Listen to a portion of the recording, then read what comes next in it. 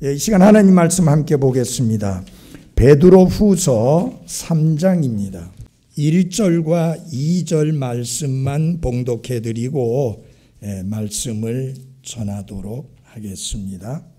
사랑하는 자들아, 내가 이제 둘째 서신을 너희에게 쓰노니 내가 이 두 서신 안에서 기억을 통해 너희의 순수한 생각을 일깨우고자 함은 너희가 전에 거룩한 대언자들이 전한 말씀들과 주 곧 구원자의 사도인 우리에게서 받은 명령을 명심하게 하려 함이라.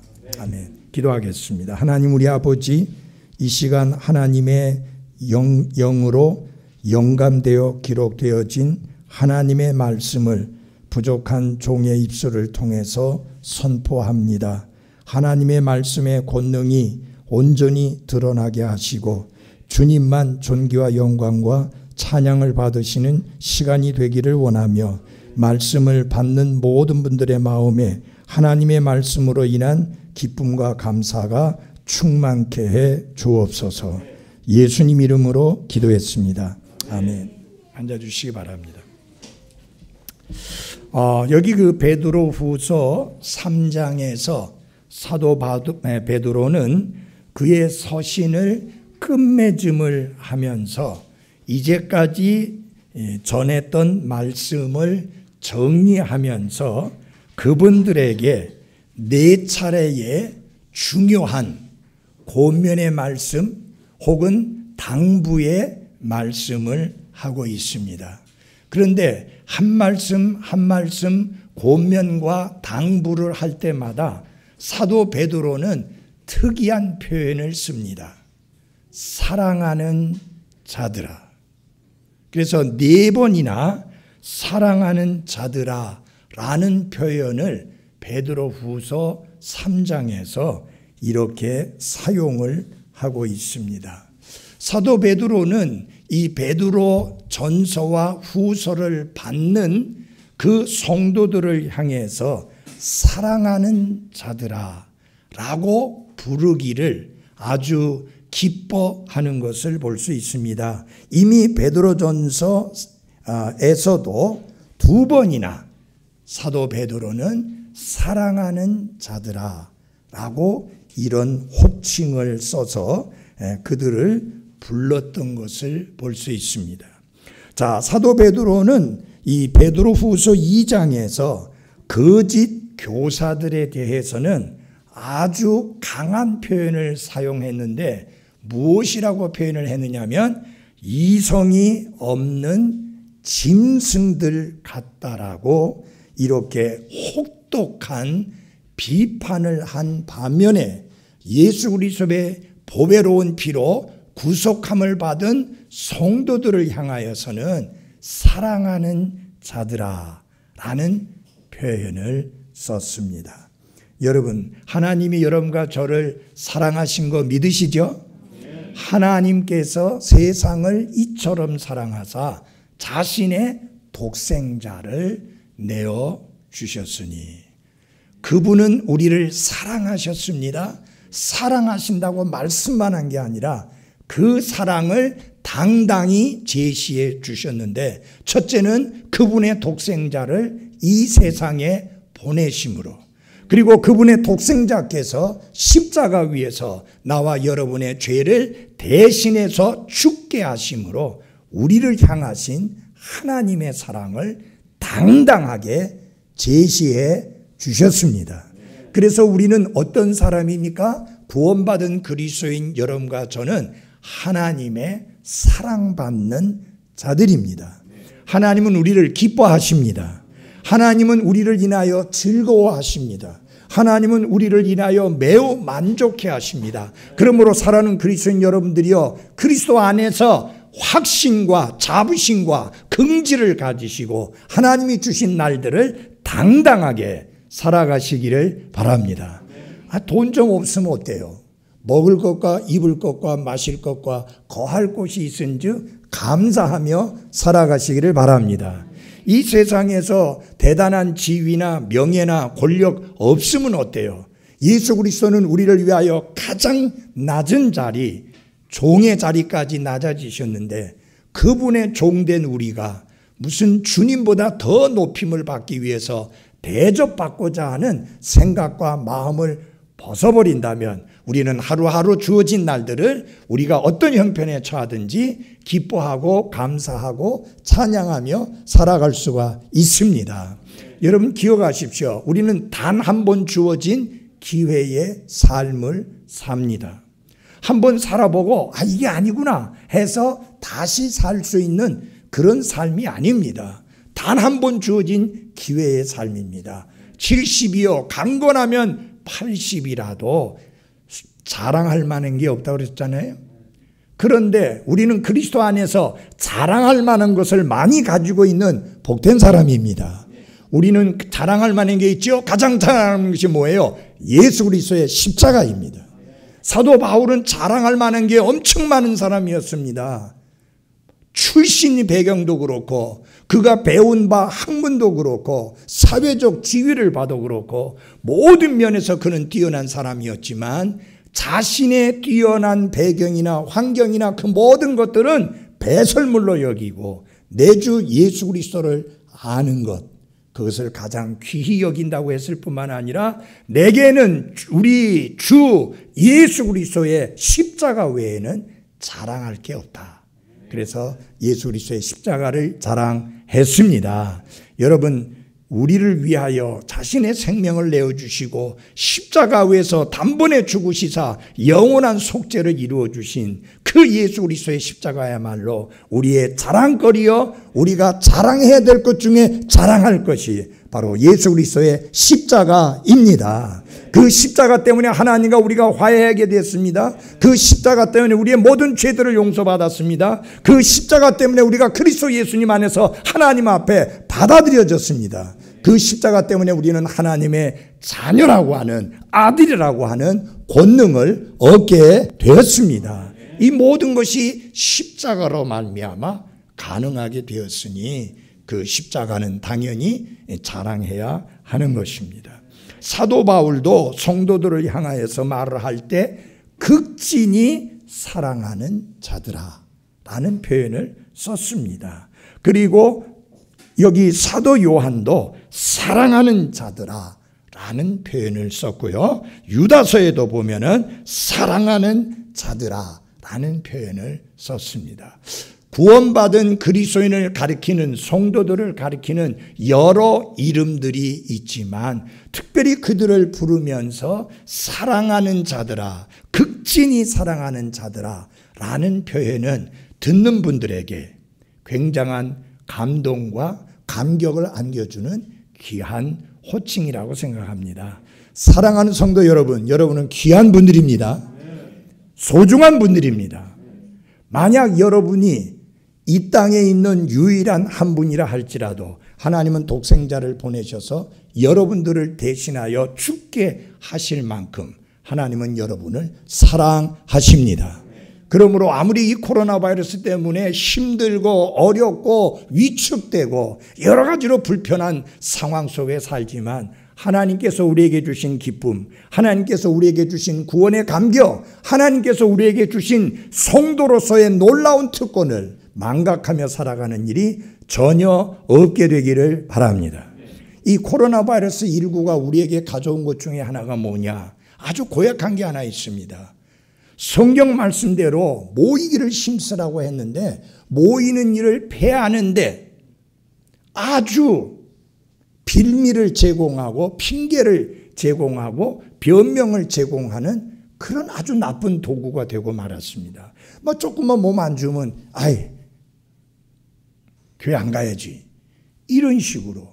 이 나중에 코로나 바이러스 19가 다 끝나도 과연 전에처럼 모이는 일이 가능하게 될 거냐라는 생각을 할 때 너무너무 안타까움이 있습니다. 사랑하는 그리스도인 여러분, 사탄보다 무서운 존재가 없어요. 근데 예수님은 사탄을 이기신 분이십니다. 우리도 그분 안에서 이긴 자예요. 우리는 이긴 자 편에 서 있어요. 그런데 코로나 바이러스를 두려워해서 무서워해서 모이는 일을 소홀히 한다면 하나님의 말씀을 져버리는 거잖아요. 성경은 모이기를 배하는 어떤 사람들의 습관과 같이 하지 말라. 주님의 다시 오심의 날이 가까우면 가까울수록 더욱더 모이기를 힘쓰라. 그렇게 말씀했습니다. 여러분, 교회가 뭐예요? 불러냄을 받아 모인 무리가 교회입니다. 모이지 않으면 교회 아니에요. 그래서 인비지블 처치, 불가시적인 교회, 보이지 않는 교회 있을 수가 없습니다. 예. 그래서 여러분, 교회에 모이는 일은 옵션, 선택사항이 아닙니다. 교회에 모이는 일은 필수인 것을 잊지 마십시오. 제가 온두라스하고 과테말라하고 멕시코에 가서 이 말씀 사역을 하게 된다고 하니까 저희 아이들하고 성도들이 굉장히 걱정을 많이 했어요. 좀 후진 나라니까 더 위험하지 않겠나. 미국은 걱정 안 하더라고요. 그런데 사실은 반대예요. 온두라스, 과테말라, 멕시코는 안전해요. 왜냐하면 그분들 예배 모일 때 전부 마스크 다 잘 쓰고 있어요. 예. 그리고 길에 다닐 때도 마스크 잘 쓰고 있어요. 식당 가도 마찬가지고. 근데 미국 사람들은요, 마스크 안 써요. 예배에 모였는데 마스크 안 써요. 그리고 악수도 그냥 막 하고 허그도 하고. 그래서 저한테 오면 저는 주먹 인사. 예. 그리고 마스크 딱 쓰고 있고. 예. 말씀 전할 때만 벗고. 그래서 오히려 온두라스, 과테말라, 멕시코는 안전했었는데 미국 오니까 영 걱정되더라고요. 오히려. 그런데 여러분들은 마스크도 잘 쓰시고 하니까 잘 넘어갈 거예요. 그래서 하나님께서 우리를 지켜주시고 돌봐주실 것을 믿고 겁내지 말고 전에보다 더 모이기를 힘쓰는 그런 교회가 되어지기를 바랍니다. 자, 첫 번째 사랑하는 자들에게 주는 권면의 말씀은 뭐냐? 명심하라 라고 하는 말씀입니다. 우리가 명심해야 될 게 많이 있습니다. 제가 어저께 차를 주차했는데 이 목사님이 너무 좋은 호텔을 잡아주셔가지고 밑에 주차장이 얼마나 큰지 제가 어디다가 주차했다는 것을 좀 명심했어야 되는데 명심을 안 했어요. 아침에 떡 내려왔는데 이게 어디 있는지 알 수가 있어야죠. 그래서 뺑빠꾸를 돌다가 안 되겠다. 호텔 로비로 다시 올라가자. 거기서부터 다시 시작하자. 그래가지고 겨우 차를 찾아가지고 타고 왔습니다. 중요한 사실이에요. 내가 차를 어디에 주차했느냐. 지금 여기 밑에 있는 주차장은 명심하지 않아도 돼요. 몇 대 안 되니까. 근데 그 넓은 주차장에 어디다가 차를 댔는지 그걸 모르면 오늘 아침에 그래서 한 10분 이상을 허비했어요. 그렇게 허비하는 삶이 될 수가 있다. 그러면 무엇을 명심해야 되느냐? 여기 1절과 2절을 보시기 바랍니다. 그 뒤 끝부분에 보면은 이런 말씀이 있습니다. 구원자의 사도인 우리에게서 받은 명령을 명심하게 하려 함이라. 사도 베드로는 예수 그리스도께서 영광 가운데 다시 오실 것에 대한 확실성을 단언해서 성도들에게 가르쳤습니다. 그 베드로후서 1장에서요. 그런데 거짓 교사들은 이 진리에 대하여 의문을 던지면서 아니다라고 부인을 했습니다. 그들은 예수 그리스도의 재림과 이어지는 심판을 비웃었습니다. 그래서 사도 베드로는 베드로전서와 베드로후서 안에서 기억을 통해 그들의 순수한 생각을 일깨워야 된다는 필요성을 가지게 되었고, 그래서 이 서신을 통해서 무엇라고 말씀했느냐? 내가 여러분들에게 가르치고 내가 여러분들에게 심어주고 알려주고 말씀한 그 말씀들을 명심해라 라고 말씀하고 있는 것입니다.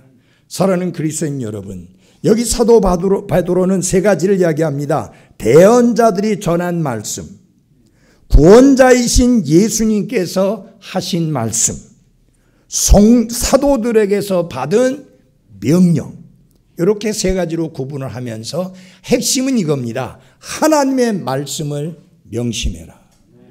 사랑하는 그리스도인 여러분, 우리가 인생을 살아가면서 그리스도인으로서 아주 중요한 것 중에 하나가 뭐냐면은 하나님의 말씀을 명심하고 사는 것입니다.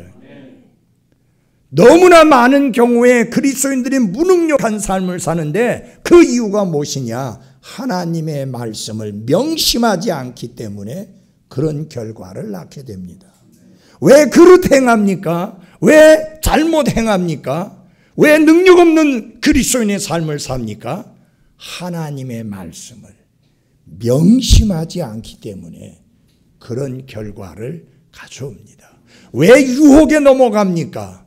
왜 거짓 선생들의 속임수에 넘어갑니까? 하나님의 말씀의 진리를 명심해야 되는데 그 말씀을 명심하지 않기 때문에 그런 결과를 낳게 된다라고 하는 것입니다. 사랑하는 여러분, 여러분이 성경을 읽으시면서 발견한 말씀이든 깨달은 말씀이든 어떤 말씀이든 하나님의 말씀을 명심해야 됩니다. 설교를 통해서 들은 말씀 명심하셔야 됩니다. 오른쪽으로 듣고 귀로 듣고 왼쪽 귀로 흘려버리는 그런 삶으로 살지 마시고 어떤 말씀을 듣든지 간에 그 말씀을 사람의 말이 아닌 하나님의 말씀으로 받고 그 말씀에 믿음을 혼합시킴으로 말미암아 그 말씀이 내 삶 속에 권능으로 역사하는 것을 경험하면서 살아야 하는 것입니다. 여러분 히브리서 4장 12절에 뭐라고 말씀했습니까? 하나님의 말씀은 살았다. 그리고 권능이 있다 그랬습니다. 그 권능이 있다는 말이 능력이 충만하다 그러면 powerful, full of power, 능력이 충만하다. 여러분 이 세상에 원자탄, 핵폭탄보다 수소폭탄보다 더 권능이 있는 게 무엇이냐? 하나님의 말씀입니다. 그런 무기들은 파괴하는 힘이 있지만 여러분 복음은 말씀은 잃어버린 혼들을 구원하는 권능이 있습니다. 살리는 권능이 있습니다. 죄와 범법대로 죽었던 영을 살리는 권능이 있는 것입니다. 살아있는 말씀이에요. 여기 살아있다는 말씀은 그 말씀 자체가 살아있을 뿐만 아니라 죽은 자를 살리는 말씀이다. 이 말씀을 우리가 늘 명심하고 살아야 합니다. 대살림과 교회 성도들의 아름다운 본을 배우는 여러분과 제가 돼야 합니다. 그들은 사도들을 통해서 말씀을 들었지만 그 말씀을 사람의 말로 받지 아니하고 하나님의 말씀으로 받았다 그랬습니다. 그리고 이 말씀이 너희 믿는 자 속에서 효력 있게 일하느니라. 말씀을 믿음을 화합해서 받을 때 그 말씀이 우리 속에서 효력 있게 일하게 되는 것입니다. 잊지 마십시오. 우리 그리스도인의 삶에 중요한 게 무엇이냐? 하나님의 말씀을 명심하는 것입니다. 대언자들의 진리들, 구약 성경 아닙니까? 복음서에서 우리 주님께서 가르치신 말씀, 사복음서 아닙니까? 사도들의 글들, 사도행전부터 요한계시록까지 이 모든 말씀을 명심해야 하는 것입니다. 두 번째로 사도 베드로는 이런 권면을 합니다. 무지하지 말라. 무지하지 말라. 이 명령만 소극적이고 부정적인 명령이에요. 네 가지 권면의 말씀 중에서 세 가지는 긍정적이고 적극적인 명령이에요. 명심하라. 그런데 이 말씀은 부정적인 명령이에요. 뭐뭐 하지 말라. 뭐 하지 말라 그래요? 무지하지 말라. 여기 한번 보겠습니다. 8절입니다.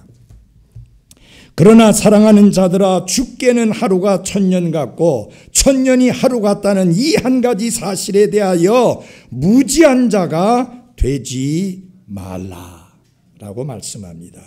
사도 베드로는 비웃는 자들의 무지를 들추어내면서 이런 권면의 말씀을 하고 있는 것입니다. 그들은 과거에 하나님께서 행하신 일에 대하여 무지한 자일 뿐만 아니라 하나님이 어떤 분이신가에 대하여서도 무지한 자들입니다. 여러분, 우리가 알아야 될 게 있어요. 하나님과 사람은 다릅니다. 하나님은 영원하신 하나님이시요 스스로 계시는 하나님이십니다. 그분은 천지와 그 가운데 모든 것을 창조하신 창조주 하나님이시며 여러분과 저의 생사 화복을 주관하시는 전능하신 하나님이십니다. 그 하나님께는 불가능한 것이 전혀 없으십니다. 그 하나님은 모든 것을 다 아십니다. 우리의 생각을 아시고 우리의 마음도 아시고 우리의 동기도 아시고 우리가 행하는 모든 것을 낱낱이 다 아시는 분이 하나님이십니다. 그러나 인생은 그렇지 않습니다. 여러분, 인간이 얼마나 약한가 보십시오. 코로나 바이러스 19 때문에 그렇게 수많은 사람들이 죽고 수많은 사람이 고통당하고 있는데도 속수무책이잖아요, 여러분. 백신? 저도 백신 2번 다 맞았어요. 그런데 안 걸릴 거라는 장담 못해요. 왜? 교차 감염이 자꾸 일어나고 있잖아요. 아니, 오늘날 과학과 의학의 수준이 얼마나 대단합니까? 그런데 여러분, 인간의 수명을 못 늘리잖아요. 인간을 죽을 자를 살리지 못하잖아요. 예. 그러나 하나님께는 모든 것이 가능하십니다. 우리 그거 기억하고 살아야 돼요. 그분이 내 아버지예요. 나의 아버지 하나님이. 예수님께서 우리에게 기도 가르치실 때 뭐라고 그랬어요? 하늘에 계신 우리 아버지시여. 자녀가 아버지 앞에 나아가서 간구하는 게 기도다. 근데 그 아버지가 어떤 분이냐에 따라서 그 자녀의 삶이 결정됩니다. 아버지가 마약범이다. 아버지가 술주정뱅이다. 아버지가 하루가 멀다 하고 감옥에 드나드는 전과범이다. 그렇다면 그 자식은 얼마나 비참해집니까? 그러나 우리 하나님 아버지는 사랑과 은혜와 긍휼이 풍성하신 하나님이십니다. 그분은 우리의 공급자이십니다. 그분은 우리의 목자이십니다. 여러분, 양의 삶은 목자에 달렸어요. 어떤 목자를 모시고 있느냐에 따라서 양의 운명은 달라집니다. 그래서 저는 시편 23편 너무 좋아합니다. 주는 나의 목자시니 내가 부족함이 없으리로다. 그 부족함이 없다는 말이 더 이상 바랄 게 없다 그 말이에요. 하나님께서 스스로 계신 하나님께서 전지전능하신 하나님께서 만물의 창조주이신 하나님께서 나의 목자시니 내가 더 이상 바랄 게 없다. 여러분, 우리가 얼마나 당당하게 살아야 될 이유가 있습니까? 그래서 무지한 자가 되지 말라. 첫째, 하나님께 대하여 무지한 자가 되지 말고 하나님의 계획에 대하여 무지한 자가 되지 말라. 이 이단들 그리고 거짓 선생들이 떠들어대는 게 뭐냐? 아니, 예수님께서 곧 재림하신다며. 그런데 지금 세월이 이렇게 많이 흘렀는데 도대체 예수님이 다시 오신다는 약속은 정말 이루어지는 거냐라고 떠들어댑니다. 여러분, 하나님의 시간표와 인간의 시간표는 같지 않습니다. 그거 아셔야 돼요. 하나님께는 1000년이 무엇과 같다고요? 하루와 같다고 그랬습니다. 그럼 여러분 2000년 지났다고 해서 기껏 해봤자 며칠 지난 거예요? 이틀 지났는데 뭐 그렇게 조급함 가져요? 예. 여러분, 예수님의 재림은 시간이 문제가 아니에요. 예수님의 재림의 특징이 뭐냐? 임박한 재림이라고 그러는데, 그 임박하다고 하는 것은 가깝다는 의미가 아니라 언제 어느 때라도 일어날 수 있는 재림이다, 그런 뜻입니다. 그럼 무슨 뜻이냐? Maybe today, maybe right now. 오늘일지도 모른다, 지금일지도 모른다. 그게 우리 그리스도인의 삶의 자세예요.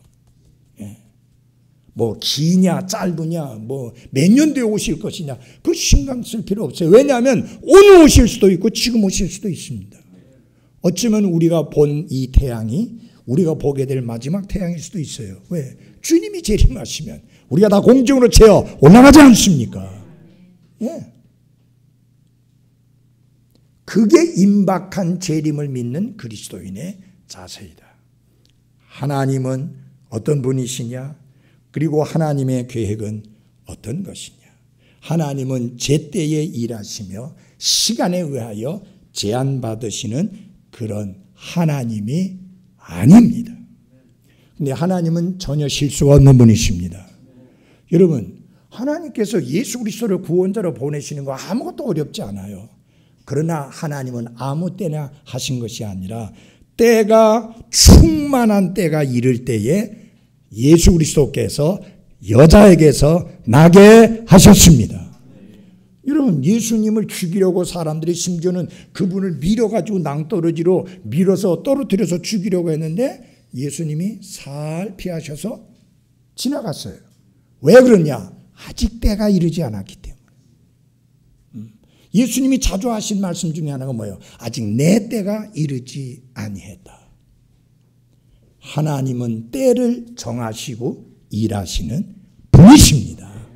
그 하나님의 시간하고 우리 시간하고는 똑같지 않아요. 그러니까 조급하게 생각할 필요가 없고 언제나 이런 자세로 살아야 됩니다. 오늘일지도 모른다, 지금일지도 모른다. 이런 생각해 보십시오. 아니, 영과 진리로 경배드리기 위해서 모여야 될 시간에 이 자리에 있지 아니하고 만약 집에서 들어놓아서 TV 보고 있다면 그때 주님 다시 오시면 얼마나 부끄럽겠습니까? 예? 얼마나 수치스럽겠어요. 한 아이가 대통령하고 만날 수 있는 기회가 있었어요. 그래서 그 꼬마가 미국 대통령이 이야기했어요. 대통령 할아버지, 우리 집에 꼭 한 번 오시면 좋겠어요. 내가 가마. 근데 날짜는 말 안 한 거예요. 어느 날 대통령이 갑자기 이 아이 집에 오신 거예요. 근데 아버지는 세수도 안 하고 막 수염도 막 안 깎고 막 더부룩하게 해가지고 거지꼴 하고 있었다.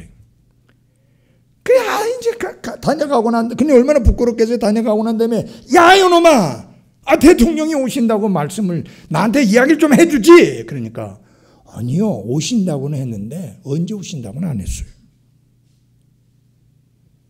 예, 예수님 다시 오십니다.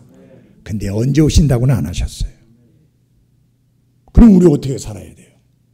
산에 올라가서 언제 오시는가 하고 기도하고 성경만 읽고 그렇게 있을 수는 없다는 이야기예요. 대살림교회 교회 성도들 중에 그런 사람들이 있었어요. 아니, 예수님 다시 오는데 일을 말라고 해. 그런 사람들이 있었어요. 우리는 그렇게 살면 안 돼요. 성경은 뭐예요? 일하기 싫으면 먹지도 마라. 사도 바울이 강력하게 이야기했어요. 문제만 일으키지 마라. 여러분, 그런 사람은 교회 안에서 문제 아니겠어요? 뭐 좀 봉사하고 계획을 가지고 일하려고 예수님 오시는데 뭘 계획을 하고 무슨 계획을 짜고 무슨 그런 일을 하느냐. 그러니까 문제만 일으키는 자들이에요. 여러분, 우리의 삶은 어때야 됩니까? 오늘일지도 모른다, 지금일지도 모른다, 이렇게 살아야 하는 것입니다. 그래서 말씀에 무지한 자가 되지 말라. 이 말씀에 무지한 자가 되지 않으려면 부지런히 성경 보셔야 합니다. 그리고 부지런히 경배 시간에 참석하셔야 합니다. 부지런히 말씀 공부 시간에 참석하셔야 됩니다. 미국의 독립침례 교회를 굳게 세운 것 중에 하나가 뭐냐? 선디스쿨. 전 성도를 위한 주일학교입니다. 거기서 성도들이 말씀을 배우면서 단단하게 세워지는 것입니다. 이제까지는 못했지만 앞으로 하거든 부지런히 모으십시오.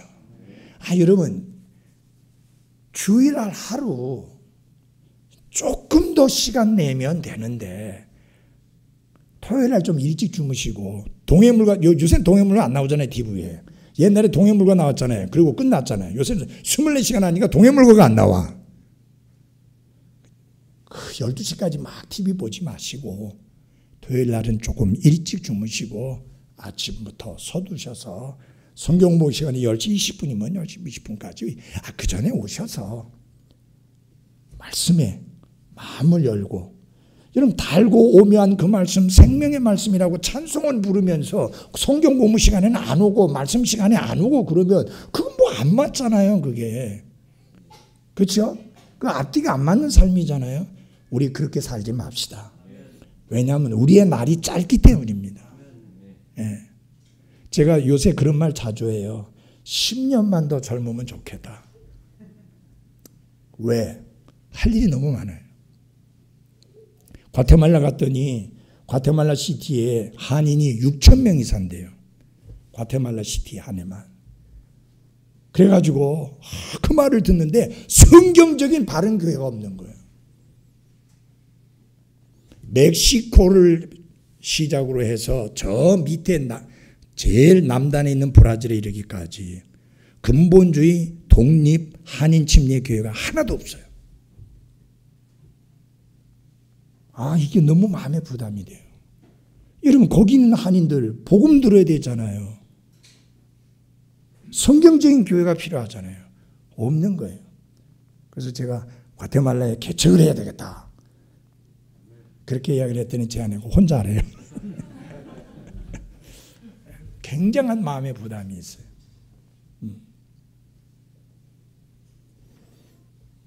여러분 별로 시간 안 들이고도 영과 진리로 경배드리고 하나님의 생명의 말씀을 편하게 들을 수 있는 이런 교회가 있는 거 감사하십시오. 제가 과테말라에서 말씀을 선포하면서 굉장히 복된 것 중에 하나가 그 교회가 굉장히 열정적으로 사역을 해요. 그 목사님이 전과범 출신이에요. 교도소 그냥 안방 드나들지 드나들었고 마약범이고. 그런데 그 아버지 어머니는 과테말라 시티에 있는 독립침례 교회에서 신실하게 주님을 섬기는 아주 귀한 성도 가정이 부부예요. 그런데 그런 부부 밑에서 이런 망나니가 생긴 거예요. 이야기해도 안 듣고 야단쳐도 안 통하고. 그러니까 이제 어머니가 어느 날 소또야, 소또거든요 이름이. 이제 내가 더 이상 너를 위해서 기도하지 않겠다. 네 마음대로 살아. 이래버린 거예요. 이 말에 충격을 받았어요. 어머니가 더 이상 나를 위해서 기도하시지 않는다. 그러면 나를 포기했다는 말씀이구나. 여기에 충격을 받아가지고 회개하고 예수님을 구원자로 믿고 구원받았어요. 그리고는 자신의 생을 하나님 앞에 드렸어요. 16년 전에 그 도시에 작은 도시인데 그곳에 가서 교회를 개척을 했는데 박스를 깔고 박스 덮고 자면서 사역을 시작한 거예요. 과테말라는 안 추우니까 그렇게 할 수는 있어요. 근데 여러분 생각해 보세요. 박스 깔고 박스 덮고 자고 그러면서 사역을 했는데 16년이 지난 지금은 땅을 사서 2층 건물을 지었고 아주 많은 분들이 모였어요. 그날 아침에도 많은 분들이 모였는데 아침에는 2명이 구원받았어요. 그리고 미국 교회가 쓰다가 버리는 버스를 하나 얻어와 갖고 맨날 며칠을 차를 몰고 내려와서 과테말라까지 끌고 와가지고 맨날 며칠 와야 돼요. 그래가지고 버스 사역을 해요. 아침에는 버스를 돌려요. 근데 2명이 구원받았는데 저녁 예배 때는 버스를 안 돌렸어요. 근데 아침보다 훨씬 더 많은 분이 와갖고 예배당을 꽉 채웠어요. 그때까지 예배당을 꽉 채운 적이 없었대요. 근데 버스도 안 돌렸는데 이분들이 나가서 전도를 해가지고 새 사람들을 많이 데려와서 그날 저녁엔 8명이 구원받았어요. 그리고 제가 말씀을 전하는데 60년대 후반, 70년대 초반의 대한민국의 그 영적 순수함과 그 분위기가 바로 거기에 있었어요. 얼마나 말씀을 달게 받는지, 얼마나 감동스러운지. 이렇게 설교할 수가 없어요. 이렇게 조용하게. 그냥 열정적으로 설교를 했는데 너무 큰 감격이었어요. 여러분, 비록 그분들은 가난하지만 복음을 받아들이고 나서 그분들이 기뻐하는 삶의 모습은 너무너무 감격적입니다. 여러분, 우리 전에 가난했을 때 감격했잖아요. 감사했잖아요. 기뻐했잖아요. 하나님 많은 거 주셨는데 훨씬 덜 감사하고 훨씬 덜 감격해하고, 이거 문제다. 하나님과 그분의 계획에 대해서 절대로 무지한 자가 되지 말라라고 하는 것입니다. 세 번째 권면은 힘쓰라라고 하는 권면입니다. 3장 14절입니다. 그러므로 사랑하는 자들아, 너희가 그러한 것들을 기다리나니 너희가 점도 없고 흠도 없이 화평 중에 그분께 발견되기를 힘쓰라. 여러분, 우리가 힘써야 될 부분이 있습니다. 우리가 힘써서 구원받지는 않습니다. 힘써서 구원받을 수 있는 사람 한 사람도 없습니다. 은혜로 믿음을 통해서 하나님께 선물로 구원이라는 놀라운 선물을 받았습니다. 그리고 우리의 구원과 그 신분은 완벽하고 완전합니다. 그렇지만 우리의 매일매일의 삶의 상태는 완벽하고 완전하지 않습니다. 그래서 뭐를 힘써야 되느냐?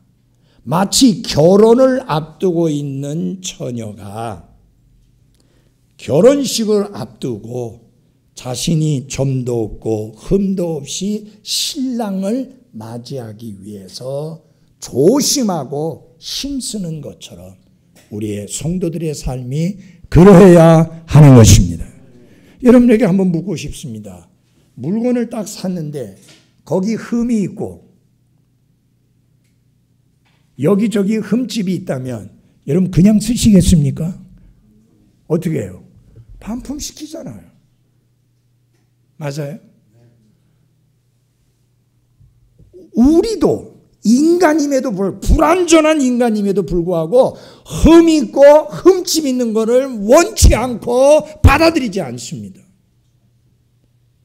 그런데 완전하신 하나님 앞에 우리가 어떻게 드러나야 될 것인지 우리가 그것을 생각하면서 화평 중에 예수 그리스도 앞에 발견되어지기를 힘쓰라 말씀했습니다. 물론 여러분, 우리가 완전한 삶을 살 수는 없습니다. 그렇지만 주님이 기뻐 받으실 만한 삶의 모습으로 살아갈 수 있습니다. 이 하나님께 헌물을 드리기로 작정을 해서 구약시대에 양을 선택했습니다. 그리고 그냥 바로 드리는 게 아니라 일주일 동안 그 양을 지켜봅니다. 그 사이에 병드는지, 그 사이에 문제가 있는지 지켜보다가 전혀 흠이 없다 할 때 그때 하나님께 헌물로 드렸습니다.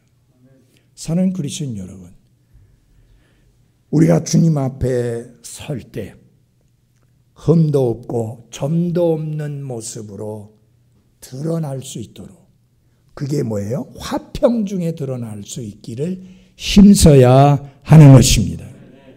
이 죄악의 때가 묻지 아니하도록 우리 스스로를 거룩하고 구별된 성도의 삶으로 신실하게 살아가야 됩니다. 여러분, 하나님께서 사도 바울을 통해서 우리에게 들려주시지 않습니까? 그러므로 사랑하는 형제들아, 이 세상과 동화되지 말고, 이 세상에 동화되지 말고 오직 생각을 새롭게 함으로 변화를 받아 하나님이 기뻐 받으실 만한 살아있는 희생물로 드리라. 여러분 집에 요새는 그런 거 쓰는 분 잘 없어요. 우리가 흔히 이제 일본식으로 말을 해갖고 도란스라고 하잖아요. 도란스 아시죠? 원래 그건 트랜스포머인데, 그건 뭐냐? 예를 들어서 100볼트의 전기가 들어왔는데 요 기계를 통해서 나가면 220이 될 수 있는 거예요. 들어온 게 그냥 나가는 게 아니에요. 들어왔는데 여기서 변화돼서 나가는 거예요. 그게 트랜스포머입니다. 성경은 not conform, 세상에 동화되지 말고 트랜스폼, 변화를 받으라. 무엇이 들어오든지 간에 밖으로 나가는 우리의 모습은 거룩하고 구별된 하나님이 기뻐 받으실 만한 살아있는 희생물로 드리는 삶이 되라는 것입니다. 예. 여러분, 우리가 완벽한 신분을 얻은 것만으로 만족하게 여기지 마시고 우리의 신분에 어울리는, 일치시키는 삶을 살아가는 한 분 한 분들이 되셔야 할 것입니다. 여러분 잘 보십시오. 성장한다, 우리가 성숙한다 라는 말의 의미가 무슨 말이냐? 우리의 완전한 신분과 우리의 현재 삶의 상태를 맞추어 가는 것을 성장해 간다, 성숙해 간다, 그렇게 이야기합니다. 여러분, 이게 갭이, 이 간격이 크면 안 돼요. 우리 신분은 완벽한데 우리 삶의 모습은 이 밑바닥에서 헤매이고 있으면 안 됩니다. 거룩한 성도라고 했지 않습니까? 예. 거룩하다는 개념이 뭐예요? 분리되었다, 구별되었다. 하나님 100마리의 양이 있는데 그 100마리 양 중에서 하나님께 드리기 위해서 따로 떼어놓으면, set apart, 따로 떼어놓으면 그 양이 거룩하다 그랬어요. 그 무슨 말이냐? 하나님을 위하여 따로 떼어놓을 때 그게 거룩하다. 하나님께 드리기 위하여 내 돈을 따로 떼어놓을 때 그 거룩한 거예요. 내 자신을 하나님께 살아있는 희생물로 드리기 위하여 따로 떼어놓을 때 그게 거룩한 거예요. 여러분이 주일날마다 모일 때에 이 시간을 따로 떼어놓아야 합니다. 수요일 저녁 모일 때 따로 떼어놔야 합니다. 여러분, 이건 먼저 떼어놔야 돼요. 하나님의 양이 죽었다고 하지 마세요. 무슨 말인지 아세요? 어떤 사람이 하나님께 양을 희생물로 드리기로 했어요. 그래갖고 양을 선택을 했는데 그 양이 죽었어. 그러니까 하나님의 양이 죽었다. 그래서 못 드린다는 거예요. 여러분, 우리 그렇게 핑계대면 안 돼요. 하나님은 꼴찌가 아니고 하나님은 항상 첫째여야 합니다. 우리 요한복음 마태복음 6장 33절이 있잖아요. 개역성경이 뭐라 했어요? 너희는 먼저 그의 나라와 그의 의를 구하라. 아니요. 영어 성경이 뭐예요? Seek ye first the kingdom of God and his righteousness. first예요. 너희는 첫째로 하나님의 왕국과 하나님의 의를 구하라. 여러분, 첫째는요, 그 이상 없잖아요. 근데 먼저는요, 그 이상 많이 있어요. 예를 들어서 9는 10보다 먼저예요. 2는 3보다 먼저예요. 하나님이 원하는 것은 그게 아니에요. 하나님이 항상 첫째여야 하는 것입니다.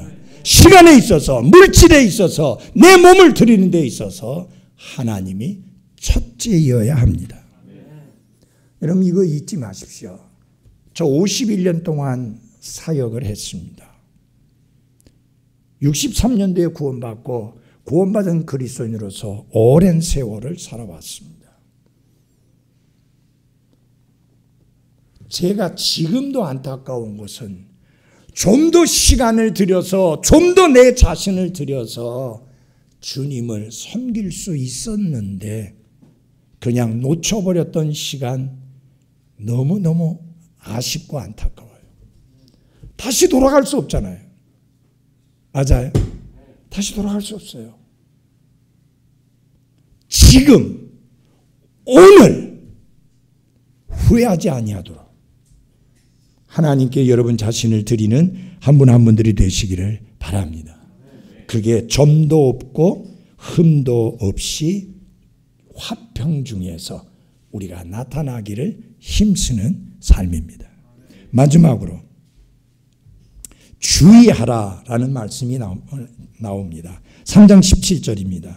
그러므로 사랑하는 자들아 너희가 이것들을 미리 알았은즉 그 사악한 자들의 오류에 이끌려 너희도 너희 자신의 굳건함에서 떨어지지 아니하도록 뭐하라?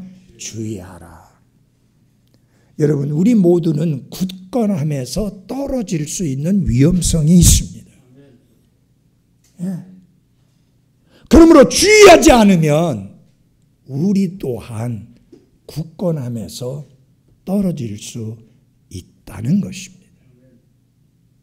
여러분 사탄은 우는 사자와 같이 산길자를 찾아서 두루 다닙니다. 그는 안 쉽니다. 밤낮 없이 산길자가 어디 있는가를 찾아다닙니다. 여러분 사자가 이 사냥을 할 때 보면 짐승들이 많이 있어도 딱 한 마리를 겨냥해요. 분명히 달려가다가 옆에 있는데 글로 안 돌려요. 자기가 목표 정한 그 짐승을 향해서 달려가서 잡습니다. 여러분 사탄은 아무나 그렇게 쉽게 공격 못해요. 누구를 공격하겠습니까? 졸며 자는 사람을 공격할 거 아니에요. 예수님이 제자들에게 강조하고 또 강조한 말씀이 뭐예요? 깨어라, 정신을 차려라, 기도하라. 마음에는 온갖 소원이 있어도 육신이 약하다. 그러니까 정신 차려라, 깨어라. 사도 베드로가 깨어라, 정신 차려라, 기도하라 했는데도 그 말 안 들었다가 예수님 모른다고 부인하고 맹세하고 저주까지 했잖아요. 그러니까 베드로서에서 무슨 권면의 말씀을 합니까? 똑같은 말씀이에요. 예수님이 하셨던 말씀과 똑같은 말씀합니다. 정신을 차려라. 깨어 있으라. 너희 대적 마귀가 울부짖는 사자같이 두루다니며 산길자를 찾는다. 예. 주님의 말씀을 명심하지 않았다가 베드로는 패배자가 됐습니다. 그러나 여러분 베드로의 놀라움이 뭡니까? 다시 시작한 겁니다. 다시 일어난 겁니다. 예, 우리 넘어질 수 있습니다. 예, 우리 잘못할 수 있습니다. 근데 거기에 주저앉아 있으면 안 됩니다. 다시 일어나야 하는 것입니다. 저는 참 예수님이 그 부활 후에 베드로를 만나서 하신 말씀이 너무 감동적이에요. 아니 베드로는 지가 고기 잡으러 가고 싶으면 혼자 조용히 가면 되잖아요. 내가 목회하면서 50일 동안 목회하면서 딱 그런 모습 자주 봐요. 아니 지가 교회 안 나오려면 지 혼자 안 나오면 되는데 나 교회 이제 안 나옵니다. 왜 그걸 떠벌리느냐고. 뭐 좋은 일이라고. 베드로가 그러잖아요. 나는 고기 잡으러 갈란다. 여러분 예수님은 그 베드로에게 그 고기 말고 사람 낚는 어부가 되라고 하셨는데 옛날에 고기 잡으러 돌아가겠다는 거예요. 그러니까 다른 사람들도 여러분 잘 보십시오. 그래 안 좋은 것은요 잘 따라요. 나도 갈란다 하면서 우르르 따라가는 거잖아요. 여러분 굳건함에서 떨어지지 아니하도록 주의하십시오. 정신을 차려야 됩니다. 깨어 있어야 됩니다. 기도해야 됩니다. 사람이 낙심하는 이유가 세 가지입니다. 하나는 환경 때문에, 또 다른 하나는 자기 자신 때문에, 또 다른 하나는 다른 사람들 때문에. 예수님이 이것을 잘 아셨기 때문에 제자들에게 뭐라고 했습니까? 항상 기도하고 낙심치 말아야 될 것을. 예수님은 구원받은 그리스도인 그분의 제자들이 이 땅 위에서 사역을 하면서 제일 쉽게 부딪힐 수 있는 문제가 뭐냐? 낙심이라는 것을 아시고 그렇게 가르치신 거예요. 여러분, 낙심하지 않는 비결이 뭐냐? 기도하는 거예요. 기도하는 거예요. 기도하면 내 자신을 바로 보게 됩니다. 기도하게 되면 다른 사람을 바로 보게 됩니다. 기도하게 되면 환경을 바로 보게 됩니다. 그러면 낙심하지 않습니다. 여러분, 지금 힘든 때 맞습니다. 그러나 이렇게 힘들 때에 우리가 처한 환경을 바로 보아야 합니다. 왜 이런 환경을 하나님이 허락하셨을까? 여러분, 하나님의 허락 없이는 우리의 삶에 허용되는 게 하나도 없습니다. 하나님의 허용하심 때문에 이런 게 생겼는데 이 환경을 어떻게 바라봐야 될 것이냐? 내가 더 믿음 안에 견고하게 서서 흔들리지 않고 더욱 주의 일에 힘쓰는 자들이 되어야 한다는 환경으로 바라봐야 합니다. 예. 이스라엘 백성들이 골리앗 장군을 보면서 다 무서워했을 때 다윗은 아니다. 이스라엘의 하나님이 살아계신 것을 보여줄 때이다. 전혀 바라보는 눈이 다르잖아요. 그가 어마어마한 거구를 끌고 나왔습니다. 그리고 다윗을 보니까 이 무슨 꼬마가 뭐 하는 짓인지 가서 젖이나 더 먹고 와야 될 정도로 무시하고 업신여겼잖아. 네가 나를 개로 알고 몽디 들고 나왔느냐. 예, 다윗은 그를 개로밖에 안 봤어요. 그래서 이 미친 개에게는 뭐가 약이에요? 몽둥이가 약이에요. 예. 그래서 뭐라고 했어요? 너는 칼과 창을 의지해서 나오지만 나는 살아계신 하나님의 권능을 의지해서 나온다. 그리고 너한테 분명히 알게 해주겠다. 이스라엘의 하나님이 살아계신 하나님이 계시다는 사실을.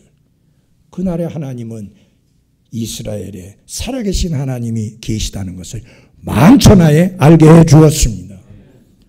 왜 가능했습니까? 다윗이 믿음의 눈으로 환경을 제대로 봤기 때문입니다. 사람을 제대로 바라본 거예요. 그러므로 사랑하는 여러분, 주의하십시오. 주의하지 않으면 우리가 굳건함에서 떨어질 수 있다는 사실을 기억하고, 굳건함에서 떨어지지 않는 비결 중에 하나가 뭐냐? 함께 모이는 겁니다. 이 나무가 막 타고 있잖아요. 그 중에서 그 장작더미 중에서 장작 하나를 떼서 다른 데 이렇게 끄집어내서 따로 놔두면 곧 불이 꺼집니다. 아무 힘 없어요. 그게 같이 있을 때는 활활 타다가도 거기서 떼어서 따로 놔두면 힘 없어요.